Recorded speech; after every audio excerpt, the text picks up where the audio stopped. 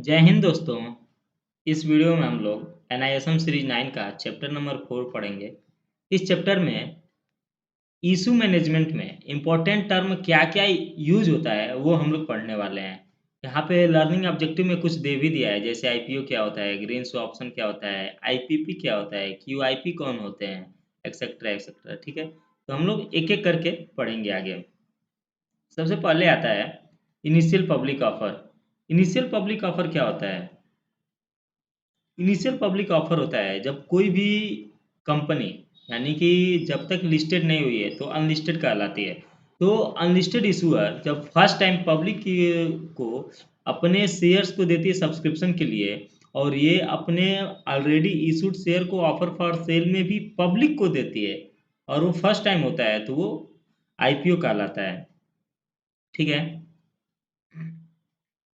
When unlisted company makes either a fresh issue of securities or offer for sale of its existing securities or both, या दोनों कर सकती है, for the first time to the public, it is termed है IPO, तो उसे IPO कहते हैं। ठीक है।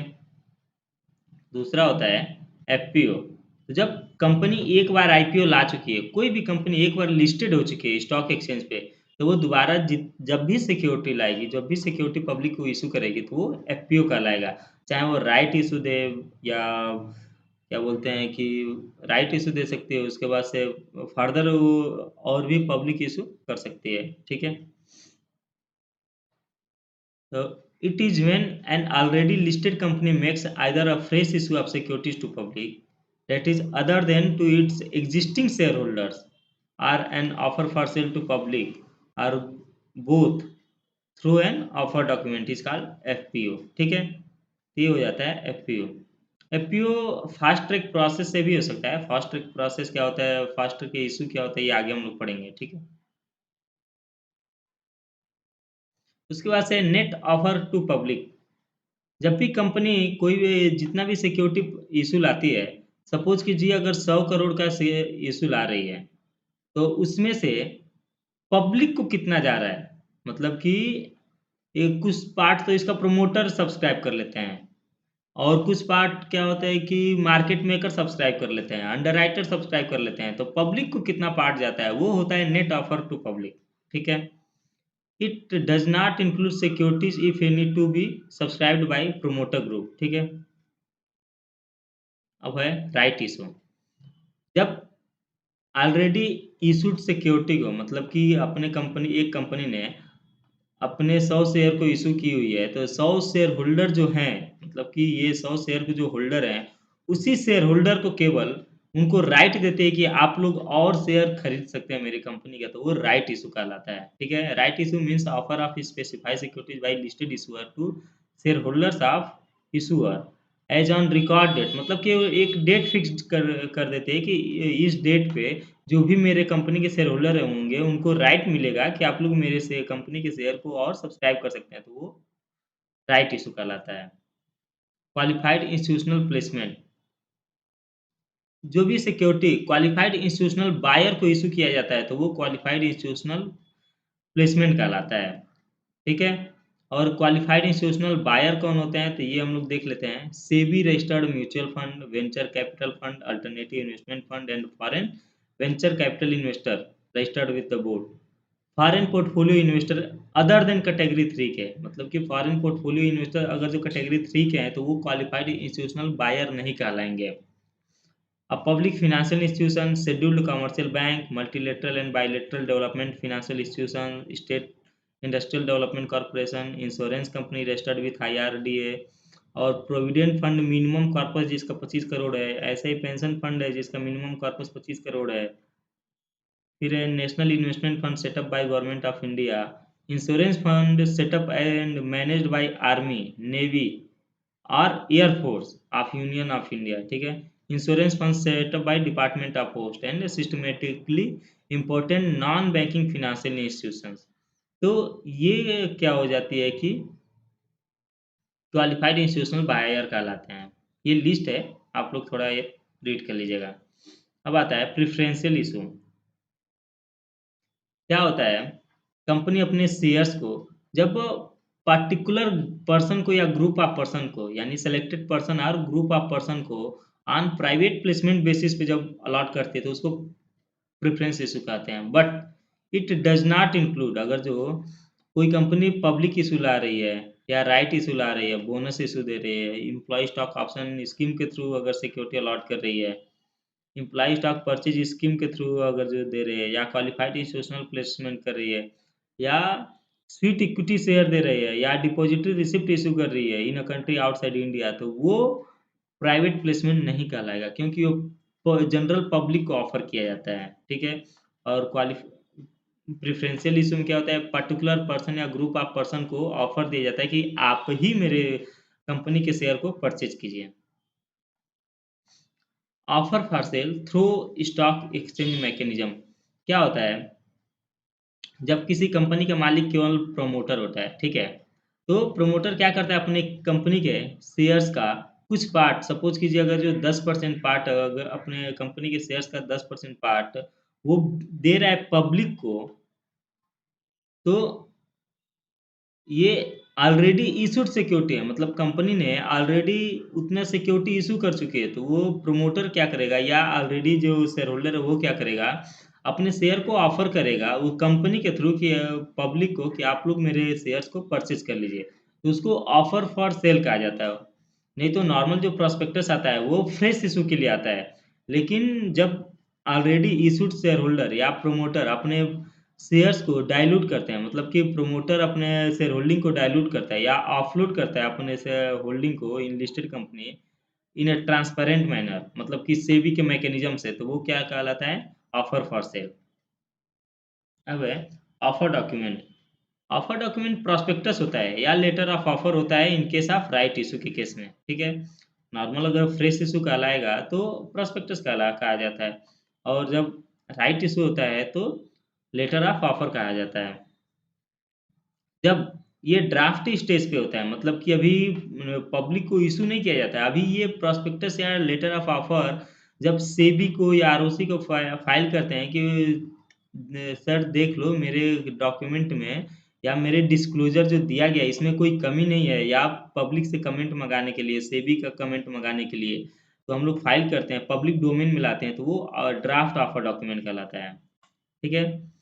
It is offer document filed with SEBI for specifying changes, उसमें कुछ चेंजेस करना है तो if any in it before it is filed with registrar of company, यानी कि आरओसी को जब फाइल करते हैं तो आरओसी को फाइल करने से पहले हम लोग सेबी को और पब्लिक डोमेन में लाते हैं कि उसमें कुछ चेंजेस है, तो हम लोग डिस्क्लोजर में पहले ही चेंज कर दें, तब जाके फाइनल लेटर ऑफ ऑफर दिया जाता है।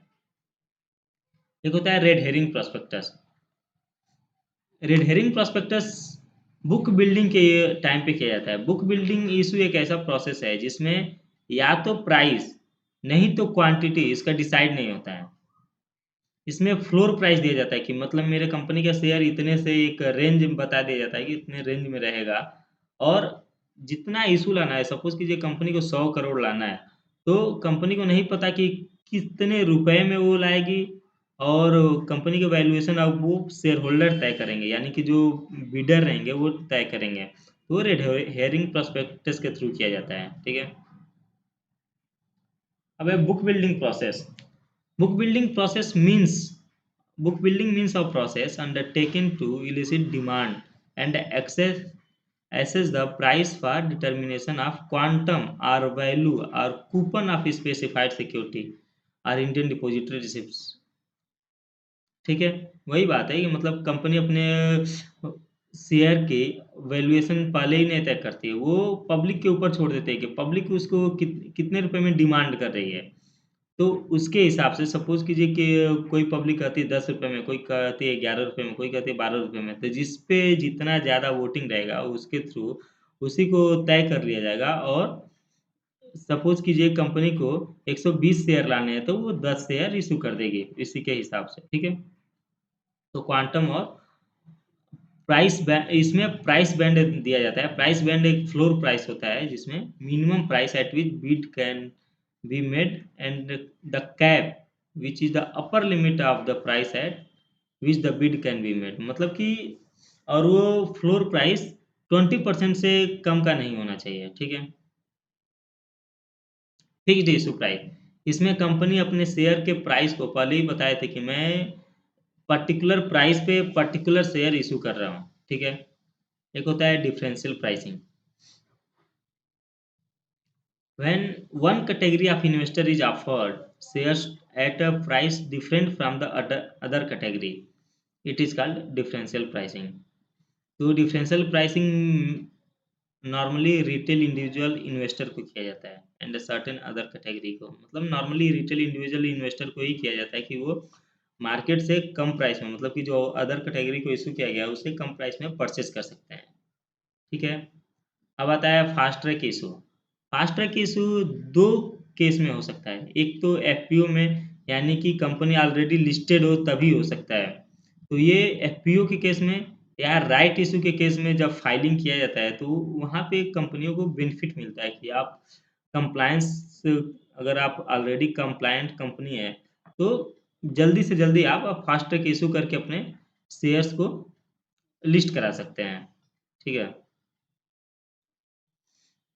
तो इसका हम लोग क्राइटेरिया देख लेते हैं कि equity shares of company have been listed on any stock exchange while having nation wide trading terminal for a period at least 3 years immediately preceding the reference date. मतलब कि कोई एक रेफरेंस डेट डिसाइड होगा तो उससे यह reference date normally board meeting का date होता है कि कंपनी जब अपने शेयर्स को एफपीओ या राइट इशू ला रही है, तो उससे 3 years पहले कंपनी को लिस्टेड होना चाहिए और entire share holding of promoter ये डीमैट फॉर्म में होना चाहिए। Average market capitalisation of public share holding at least 2.5 crore होना चाहिए राइट इशू के केस में, और 1000 करोड़ होना चाहिए पब्लिक इशू के केस में, मतलब एफपीओ के केस में। और annualised trading turnover of shares during 6 calendar month कितना होना चाहिए, एटलीस्ट 2%, ठीक है, of weighted average number of shares listed during the set 6 month period, ठीक है। देन है इन्वेस्टर कम annualised delivery based trading turnover होना चाहिए 10%, और इन्वेस्टर कंप्लेंट्स रिड्रेस होना चाहिए एटलीस्ट 95%। इन्वेस्टर कंप्लेंट जो है रिड्रेसल होना चाहिए कि विद इन प्रीवियस मंथ में जितने भी आए थे वो 95% केस रिड्रेस होना चाहिए, सेटल होना चाहिए, हो जाना चाहिए।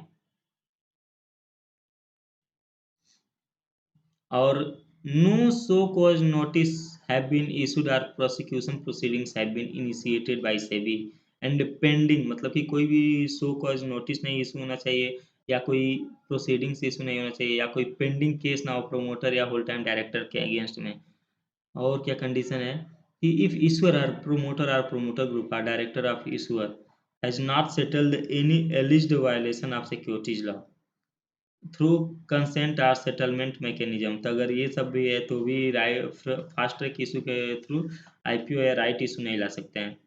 Equity shares of secure issuer have not been suspended from trading as disciplinary measure during last 3 immediately preceding financial year से, मतलब कि वो जो रेफरेंस डेट से 3 year प्रीसीडिंग है उसमें कभी भी उस कंपनी के सिक्योरिटी को सस्पेंड नहीं किया गया हो। There shall be no conflict of interest between lead manager and issuer or its group companies, ठीक है। Promoter and promoter group shall be mandatorily subscribe to their rights entitlement, अगर right issue कर रहा है तो वो अपने राइट को रिनाउंस नहीं कर सकता है, तो प्रोमोटर ग्रुप कंपलसरी उसको सब्सक्राइब करेंगे। There are no audit qualification on the audit accounts of issuer, मतलब कि जो ऑडिट रिपोर्ट होता है उसमें कोई भी ऑडिट क्वालिफिकेशन नहीं होना चाहिए। तो ये सारे कंडीशन है फास्ट ट्रैक इशू का। अब आता है green shoe option. Green shoe option एक post listing price stabilising mechanism होता है। इसमें क्या होता है कि shares are issued in excess of issue size by maximum 15%, मतलब कि आप ऐसे समझिए अगर कंपनी को 100 शेयर इशू करना है तो वो प्लस 15 ऑलरेडी इशूड शेयर को भी ऐड करके उसमें इशू कर देगी, ऑफर डॉक्यूमेंट में इशू कर देगी, तो 115 हो जाएगा यहाँ पे, ठीक है। अगर जो कंपनी का शेयर पोस्ट लिस्टिंग के बाद मतलब कि अगर जो 10 रुपये में शेयर इशू कर रही है और 10 रुपये में ही ट्रेडिंग हो रहे हैं, तो मार्केट से अपना ये शेयर को जो इसका अमाउंट आया रहेगा उसे परचेज करके और जो ऑलरेडी इन्वेस्टर है उसको दे देगी। और जो मार्केट में अच्छा मतलब कि अच्छा नहीं गया, तो वो इससे इसी अमाउंट जो कंसिडरेशन आया है इससे क्या करेगी, वो डिमांड ऑर्डर करती है और उससे प्राइस स्टेबल होता है। तो ये ग्रीन शू ऑप्शन एक प्राइस स्टेबलाइजिंग मैकेनिज्म होता है। ठीक है। अब कैसे है application supported by blocked amount. क्या होता है, राइट इशू और पब्लिक इशू के केस में self certified syndicate bank appoint किए जाते हैं जो कंपनी के से मतलब एप्लीकेशन मनी रिसीव करते हैं। तो सेल्फ सर्टिफाइड सिंडिकेट बैंक क्या करते हैं, जब भी कोई इन्वेस्टर को किसी भी कंपनी के शेयर्स को परचेज करना होता है तो वो एक ऑथोराइजेशन दे देता है कि मेरे एप्लीकेशन मनी को ब्लॉक कर दो। और ब्लॉक कब तक रहेगा, जब तक कि कंपनी अलॉटमेंट लेटर नहीं इशू कर देती है। तो वो अमाउंट एप्लीकेशन देने के साथ ही ब्लॉक हो जाएगा।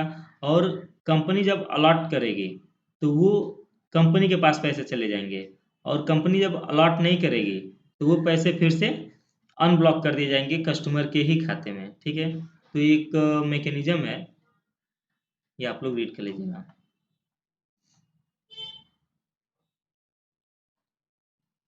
अंडरराइटिंग, अंडरराइटिंग दो प्रकार का होता है, एक हार्ड अंडरराइटिंग, एक सॉफ्ट अंडरराइटिंग। एक केस में क्या होता है, सॉफ्ट अंडरराइटिंग में, कि जब अंडरराइटर देखता है शेयर के डेवलपमेंट में, ठीक है, कि जितना पब्लिक को इशू किया गया था वो पब्लिक ने रिस्पांस अच्छा नहीं किया है, कि in case public response to the offer is not sufficient, तो वो अंडरराइटर क्या करता है, अपने ऑब्लिगेशन को फुलफिल करता है और शेयर वहाँ पे डिमांड करता है और से क्या बोलते हैं कि पब्लिक ऑफर को सक्सेस कराता है। लेकिन हार्ड अंडरराइटिंग में क्या होता है कि अंडरराइटर इनिशियल स्टेज पे, चाहे कंपनी ने पब्लिक रिस्पांस की हो ना हो उससे मतलब नहीं होता है उसको, और वो अपने कमिटमेंट को पूरा कर देता है अर्लीस्ट स्टेज पर ही। इसको फर्म अंडरराइटिंग भी कहते हैं, मतलब कि हार्ड अंडरराइटर को फर्म अंडरराइटिंग भी कहते हैं। Because underwriters undertake two by a certain number of securities in a public offer, मतलब कि उसको परचेज ही करना होता है। नेक्स्ट है open and close book building process. तो ओपन बुक बिल्डिंग में क्या होता है कि bids are displayed online on the website of stock exchange. और इंडिया में book building process open book building के ही थ्रू होता है। और क्लोज बुक बिल्डिंग सिस्टम में books is not made public and bidders will not have to take a call on the price at which they intend to take a bid, मतलब कि उनको display नहीं हो पाता है। ठीक है। Basis of allocation, company lead manager के साथ वो बिड रिसिप्ट करने के बाद बेसिस ऑफ एलोकेशन तय करती है कि डिफरेंट कैटेगरी मतलब क्यूआईबी को, नॉन इंस्टीट्यूशनल इन्वेस्टर को, रिटेल इन्वेस्टर को कितना अलॉट किया जाएगा, तो वो बेसिस ऑफ एलोकेशन कहलाता है। कैटेगरी ऑफ इन्वेस्टर, इन्वेस्टर की कैटेगरी तीन प्रकार की होती है नॉर्मली। एक है रिटेल इंडिविजुअल इन्वेस्टर, मतलब कि ऐसे इन्वेस्टर जो 2 लाख रुपए से ज़्यादा का इन्वेस्ट नहीं करते हैं, तो उसको रिटेल इंडिविजुअल इन्वेस्टर कहलाता है। एक होता है क्वालिफाइड इंस्टीट्यूशनल बायर। तो क्वालिफाइड इंस्टीट्यूशनल बायर जो हम लोग ऊपर पढ़ के आए डिफिनीशन में, वही सारे लोग हैं, PFI, schedule commercial bank, mutual fund, और सारे के सारे वही लोग हैं। ठीक है। एक होता है नॉन इंस्टीट्यूशनल इन्वेस्टर, तो जो लोग इंस्टीट्यूशनल इन्वेस्टर नहीं है और रिटेल इंडिविजुअल इन्वेस्टर भी नहीं है, तो वो नॉन इंस्टीट्यूशनल इन्वेस्टर कहलाते हैं। और इंस्टीट्यूशनल इन्वेस्टर के अंदर में एंकर इन्वेस्टर भी होते हैं जो मिनिमम 10 करोड़ रुपए का मतलब कि ऑफर अप्लीकेशन मनी देते हैं। ठीक है। तो वो एंकर इन्वेस्टर कहलाते हैं। ठीक है। ये रीड कर लीजिएगा, थोड़ा सा है। एंड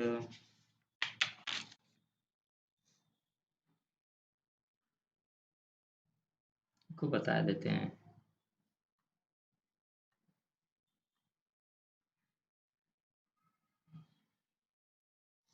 तो anchor investor shell make application for a value of at least 10 crore का मेन बोर्ड लिस्टिंग में और 2 करोड़ का एसएमई में, ठीक है। Up to 60% of portion available for allocation QIB को, तो वो किसको होता है दो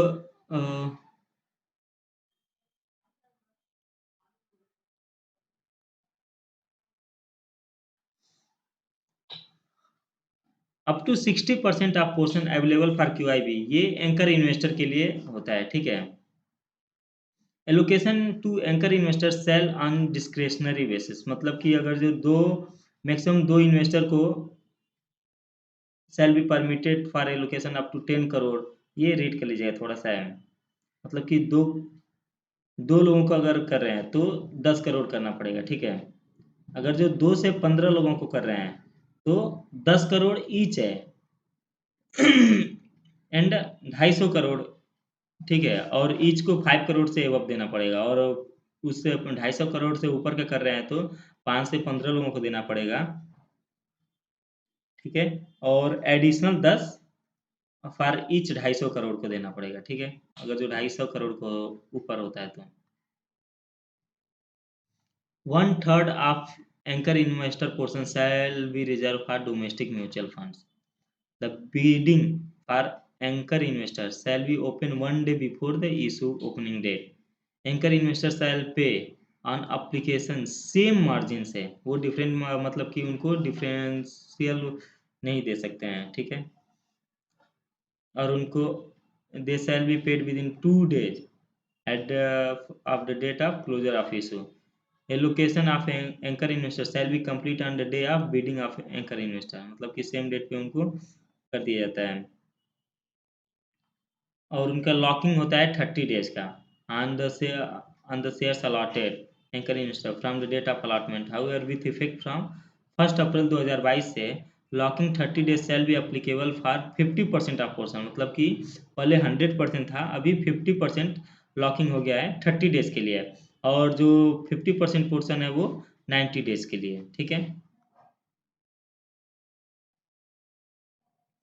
और है neither lead manager or associate of lead manager और nor any person related to promoter group shall apply under anchor investor category, ठीक है। तो लीड मैनेजर और प्रोमोटर या प्रोमोटर ग्रुप के लोग एंकर इन्वेस्टर कैटेगरी में अप्लीकेशन नहीं दे सकते हैं, ठीक है। Application made by QIB under anchor investor and non anchor investor category shall be considered as multiple application, ठीक है। होता है डिजिग्नेटेड स्टॉक एक्सचेंज, क्या होता है, कंपनी अपनी सिक्योरिटी को लिस्टिंग करते समय किसी एक, मतलब इंडिया में दो नेशनल ट्रेडिंग टर्मिनल है, एक एनएससी है और एक बीएससी है, तो किसी एक को नेशन वाइड किसी एक को डिजिग्नेटेड स्टॉक एक्सचेंज चूज करती है, और वो नेशन वाइड ट्रेडिंग टर्मिनल होना चाहिए, ठीक है। एम्प्लॉय एम्प्लॉय तो employee means permanent employee working in India or outside India of issuer or promoters or subsidiary company of issuer or director of issuer whether whole time director or not। लेकिन कौन कौन लोग employ के अंदर include नहीं होंगे, तो promoter or a person belonging to promoter group, and third है a director who either himself or herself or through their relatives or through any body corporate directly or indirectly holds more than 10% of outstanding equity share of issuer, तो employee की category में नहीं आएंगे, ठीक है। Specified security, तो security contract regulation act ने 1956 ने सिक्योरिटीज को डिफाइन किया है, जो चैप्टर नंबर 2 में हम लोग पढ़ के आए हैं स्पेसिफाइड सिक्योरिटी का डिफिनीशन, ठीक है। नेक्स्ट है unified payment interface. Unified payment interface or UPI जिसको बोलते हैं, ये एक immediate real time payment system है। It helps in instantly transfer of fund between two bank account. UPI is built over IMPS infrastructure using payment address, which uniquely identifies as person's bank's account। और इसको it was developed by national payment corporation of India and जो RBI से regulate होती है, ठीक है। सेबी ने circular के थ्रू इसको बताया कि यूपीआई ही यूज करना होता है आसबाग के थ्रू, ठीक है, मतलब कि एप्लीकेशन में नहीं देते समय। नेक्स्ट है alternative capital market for SME startups, मतलब कि स्टॉक एक्सचेंज में नॉर्मली कंपनियां दो प्रकार से लिस्ट होती है, एक मेन बोर्ड पे लिस्ट होती है, एक होती है एसएमई पे लिस्ट होती है, और एक तो अभी कंसेप्ट आ गया है इनोवेटर्स ग्रोथ प्लेटफॉर्म, जो हम लोग नेक्स्ट टॉपिक पढ़ेंगे वो है। तो एसएमई में क्या होता है कि एसएमई कम स्टॉक एक्सचेंज ने एसएमई एक्सचेंज ही बना दिया है, एनएससी ने एनएससी इमर्ज बनाया है।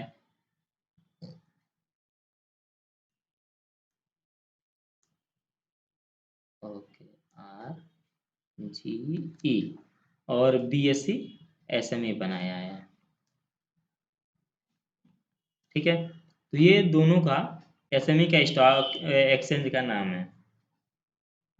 ये एक ट्रेडिंग प्लेटफॉर्म है of recognised stock exchange having nation wide trading terminals permitted by SEBI to list specified securities issued in accordance with regulations and includes a stock exchange granted recognition for this purpose but does not include main board। मतलब कि main board जो NSC और BSc normal वाला है वो main board कहलाता है, तो उसको छोड़ के बाकी जो है वो एसएमई एक्सचेंज कहलाएगा, ठीक है। तो एसएमई प्लेटफॉर्म पे लिस्ट होने के लिए रिक्वायरमेंट क्या है, तो companies whose post issue paid up capital will not exceed face value of 10 crore rupees. हाँ, मतलब कि कंपनी का जो पेड अप कैपिटल का फेस वैल्यू जो है वो 10 करोड़ का होना चाहिए, और जो कंपनी जिसका 10 करोड़ से ज़्यादा है लेकिन अप टू 25 करोड़ तक है और वो एसएमई पे ही रहना चाहता है विदाउट माइग्रेशन ऑन मेन वो, तो वो भी एसएमई पे लिस्ट करा सकते हैं अपने सिक्योरिटी को, ठीक है। एसएमई में अभी प्रोमोटर का contribution, promoter shall continue to hold at least 20% of post issue capital, same procedure होता है जो मेन बोर्ड का होता है, ठीक है। माइग्रेशन टू एसएमई और माइग्रेशन टू मेन बोर्ड क्या होता है, जब कंपनियों का शेयर्स 25 करोड़ से नीचे का हो गया है, जो मेन बोर्ड पे लिस्टेड है उसका 25 करोड़ से नीचे आ गया, लेस देन 25 करोड़ था, वो एसएमई एक्सचेंज पे माइग्रेट कराती है। और जो कंपनी 2 साल से ज़्यादा का लिस्टेड हो और उसकी paid up capital face value उसका 10 करोड़ से ज़्यादा या 25 करोड़ से, मतलब 25 करोड़, 10 करोड़ से ज़्यादा और 25 करोड़ से ज़्यादा हो गया हो, ठीक है, तो वो भी माइग्रेट करा देती है मेन बोर्ड पे, ये ऑप्शन है कराने का। और लेकिन जिसका अगर जो 25 करोड़ से नीचे आ गया तो वो कंपलसरी में आ जाता है, लेकिन इन लोग को ऑप्शनल है। इन लोग को 25 करोड़ से ज़्यादा होगा तब जाके कंपलसरी होता है, वो भी 2 साल से ज़्यादा का लिस्टेड होना चाहिए, ठीक है। अब देखते हैं इनोवेटर्स ग्रोथ प्लेटफॉर्म। तो सेबी ने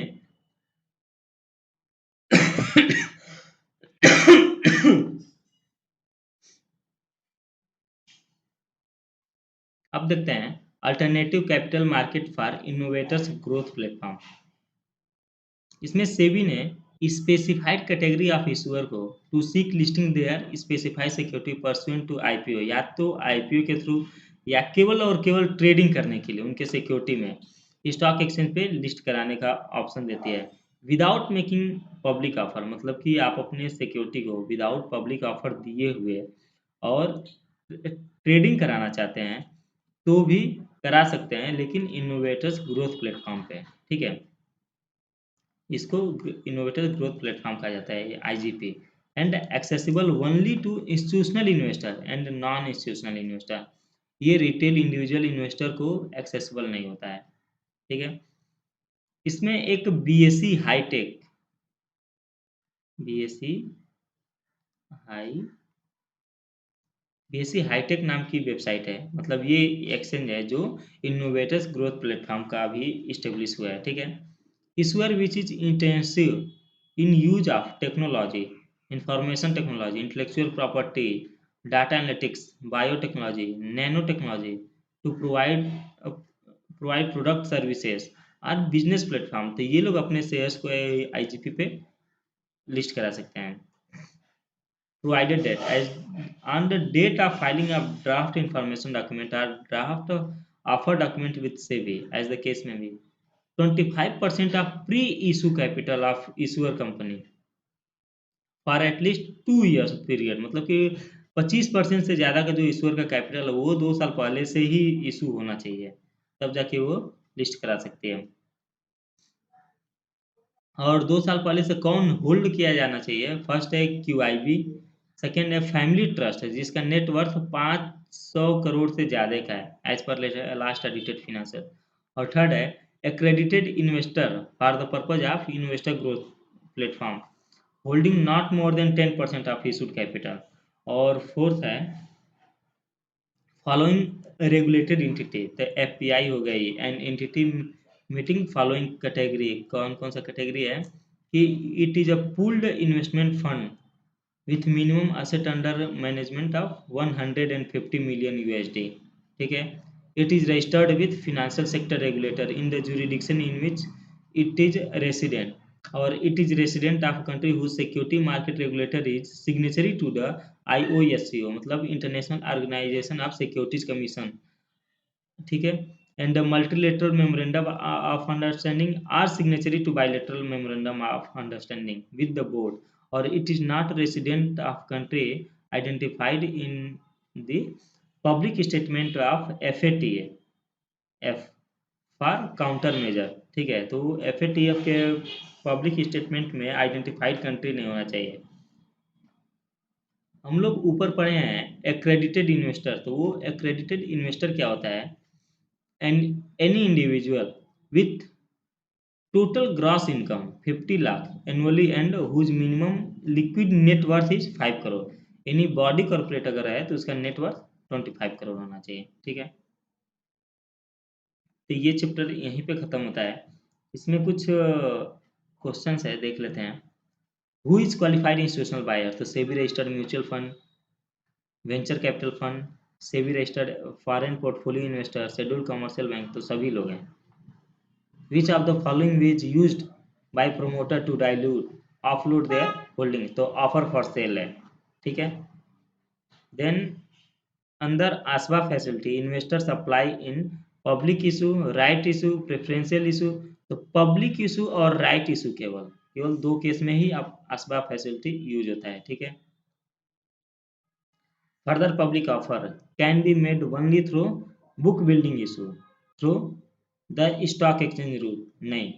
FPO बुक बिल्डिंग के थ्रू और फिक्स्ड प्राइस के थ्रू, दोनों के थ्रू हो सकता है, तो ये गलत है यहाँ पे। ठीक है, थैंक यू दोस्तों, मिलते हैं नेक्स्ट लेक्चर में, बाय।